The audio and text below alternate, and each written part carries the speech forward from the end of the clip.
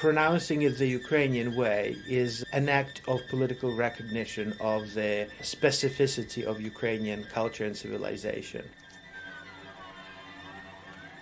I'm getting a language lesson on how to pronounce the capital of Ukraine, but it turns out it's a lesson in politics and culture, too. You don't use the colonial pronunciation and spelling because every empire represents the colonies to the rest of the world through its own mirror.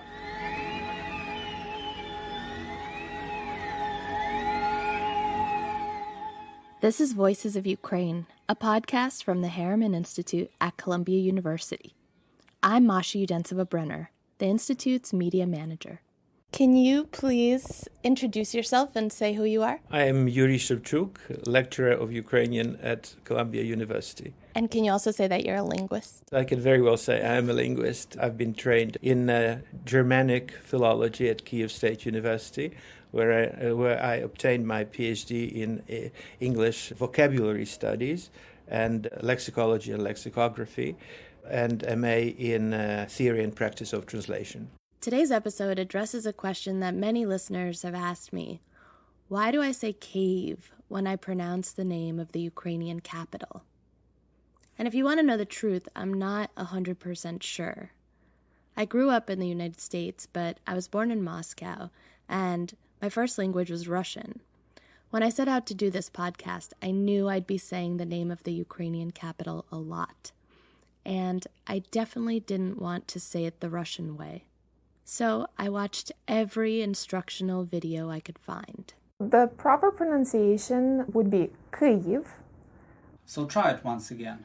Kyiv, Kyiv, Kyiv. Kyiv is the only correct option to say the name of Ukraine's capital. Kyiv, Kyiv, Kyiv, Kyiv, Kyiv, Kyiv.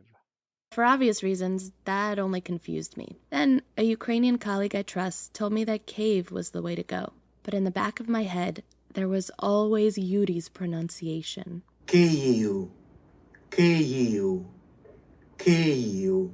He'd recorded it for the New York Times a few years ago, and he's a known authority on these matters. I listened to that recording over and over, but I felt self-conscious replicating it. Then, after your questions and after hearing a dozen different pronunciations of the city's name while recording the podcast, I decided to invite Yuri on the show and settle this matter once and for all. So, I asked Yuri to break it down. And I learned a lot of new things from our conversation. The truth of the matter is that Kyiv should be very easy to pronounce for Americans who speak English, because, number one, the word consists of two syllables. The first syllable has the vowel E, which is positionally almost identical to E in such words as pit, lid, tid. The second vowel is slightly higher elevated than the E. It's E, and it exists in such words as meat, lead, feet. So the opposition of the two vowels is very clear for English. All that, and we're still not done. Just one more sound to go, the one we pronounce in our alphabet as V. And finally, what you need to know is that in the Ukrainian language, the sound F is alien. It exists only in foreign borrowings, and there are dozens and hundreds of foreign borrowings. And in languages like Russian and Polish, in the final word and final syllable position, V legitimately becomes F. So that's why Russians would say Kyiv, and so would Poles. But in Ukrainian, that interpretation is not available because F is not available. So Ukrainians go in the opposite direction, and instead of devoicing it, they vocalize it. And so V becomes a short U. So Ukrainians say Kyiv. So it's a lot of information to pronounce just one two-syllable word, but if you practice it, knowing all this, Kyiv, it becomes very, very easy, Kyiv. Well, I listened to your New York Times recording and tried saying it, and I would say Ku, but then then I got embarrassed. No, you say it very well. I don't see anything wrong with the way you say it, other than self-doubting. So instead of cave, I should say Kyiv. Kyiv. Just make sure there's no f at the end, but just a short u. The same with Kharkiv, Lviv. It's the same thing. It's the final v becomes a bit short, non-syllable forming u. Kharkiv. Kharkiv. Great. Nothing to add. Lviv. Lviv. If you listen to Ukrainians speak, by how they interpret the final v, you can immediately say whether the speaker is an indigenous Ukrainian or her Ukrainian is acquired. And so did you grow up speaking Ukrainian in your home? One can say that with a great reservation, because the kind of Ukrainian I spoke was atrociously mixed with Russian and known otherwise as Surzhyk, which was a kind of a language of uneducated and careless speaker.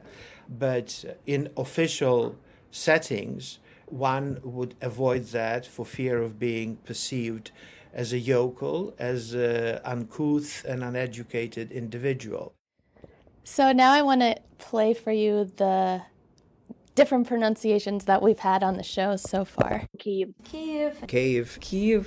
Kyiv. Kyiv. Kyiv. Kyiv. Kyiv. Kyiv. It was too fast, but I got the impression that almost all of them interpret v in non-Ukrainian way, either Polish or Russian, probably Russian. By the way, English does the same thing with v at the end. Interesting, because almost all of those people were Ukrainians. Why do you think it's pronounced so differently, and why do so many Ukrainians say it with the Russian v? I think it's a testimony to how deeply Russian penetrated Ukrainian. And it's very worrying because the phonetic system is one of the most difficult to penetrate in language contexts. The most easy one is lexical system. Words are very easily exchanged between two languages. But at the phonetical level, the system is very carefully balanced. And if you try to master the language, you will feel how once you master a vowel or a consonant, and many others are hinged on it. There's an interdependence there. So off the top of my head explanation would be that it's evidence of the deep penetration of Russian influences. But again, those were pronounced at a very high speed. Do you want to hear them again slower? I'll just play one at a time instead of the mashup. Okay. But for the past 10 and a half years, I've lived in Kyiv, the capital. She's trying to pronounce it in speaking English and then pronouncing it in the English speech flow affects the Ukrainian pronunciation. So that's unfair to them because I'm sure that if they spoke it in Ukrainian text, that they would probably speak it differently, or not all of them would say Kyiv. So it's probably just the English context. Yes, exactly, yes. So do you think when I'm saying it in English, should I still use KU? I think yes, because the thing is that pronouncing it the Ukrainian way is an act of political recognition of the specificity of Ukrainian culture and civilization. So you don't use the colonial pronunciation and spelling, because every empire represents the colonies to the rest of the world through its own mirror. So this happened to Bombay and Mumbai, as we know, and the world didn't have much of a problem switching from one to another, to the best of my recollection. And this happened to Peking and Beijing. Again, no big hangover there. But Kyiv was a huge hangover. It took 30 years and impeachment hearing of Trump and then Russian aggression to make the world ask themselves, are we pronouncing it correctly? And even you just said Kyiv. I have to be careful about that because when you speak English, a different set of phonetic rules affect your pronunciation of every word you use in the speech current, so to speak. So I have to kind of mentally stop for a second and make it doubly clear that it's Kyiv. And are there any newsrooms reporting right now that say it correctly? Oh, I listen to NPR on everyday basis, and there's almost a bit of a competition among the reporters and anchors in the correct pronunciation of Kyiv. And it's almost unkosher to say it the old way, or if somebody wants to come across or perceived as being clueless, would still say Kiev, the Russian way. And when did language become political for you personally? Oh, the moment I was called a Nazi for speaking Ukrainian in Kyiv at the age of 17. And I was very much in love with everything Russian. I absolutely loved Russian literature, poetry. I could recite Pushkin, Lermontov, Derzhavin from memory. And I hated Ukrainian literature, thinking that it was exactly the way they presented it to us at school. Primitive, very sad, all of it about being a peasant. And then when I went to Kyiv to study English at the university, and the moment I spoke Ukrainian and my fellow students started calling me a Banderite, which is a variety of a Nazi, of course, that antagonized me. I faced the choice of either to become one of them and start speaking Russian, or kind of rediscover Ukrainian in me with a culture that is not a deficient and inadequate like I was told it was. And so I chose the latter, and those were the end of 70s. There was a stagnation and the worst of Brezhnev era, very suffocating, and the aggression against you in the street, when you had the temerity to speak Ukrainian, was palpable. You could cut it with a knife. It was so thick. Wow, I had no idea that the equating Ukrainian with Nazism goes back so far. Oh, absolutely. There was this very typical formula. Why do you demonstratively speak Ukrainian? You could not speak Ukrainian in a neutral way. The very fact that you spoke it was perceived as an act of disloyalty and a kind of aggression against everything Russian, as if you are not in your own country. On one occasion, I was asked again this question in an interview on television during already the period of Ukraine's independence, sometime in 2012. So someone asked you that on Russian media or in Ukrainian? No, in Ukraine, on Ukrainian media, and the guy was Ukrainian speaker and kind of completely nationally conscious Ukrainian. But he still was infected with this kind of perception that if somebody never switches to Russian, and I don't believe in mixing languages. It's an easy and lazy way of speaking. If I speak Ukrainian, I speak Ukrainian without trying not to insert English words in it or Russian words. And when I speak Russian, I try to speak correct Russian. That's, to me, the kind of language ecology that should be observed. And so that was the kind of attitude that was quite recent, still kind of ruling the field, so to speak. Has that changed palpably since 2014? Yes. Well, it started changing, and I would never switch to Russian out of principle when I'm on the territory of Ukraine. Even in the so-called naturally Russian cities as Odessa and Kharkiv, and much to my initial surprise, I would find strangers responding to me in Ukrainian and very often complimenting me for having the courage not to merge with the environment. And so I kind of started thinking that these people are so pressured or terrorized into speaking Russian, because if they switch to Ukrainian, they would suffer opprobrium. But the moment they come across a stranger like myself speaking Ukrainian and speaking it loudly without whispering, they respond in Ukrainian, and there's almost like this kind of sick feeling of brotherhood. I call it sick because it's not a normal situation that you have to hide your own language in your own country. And what's the culture like in Kyiv? I know a lot of people speak Russian there as well.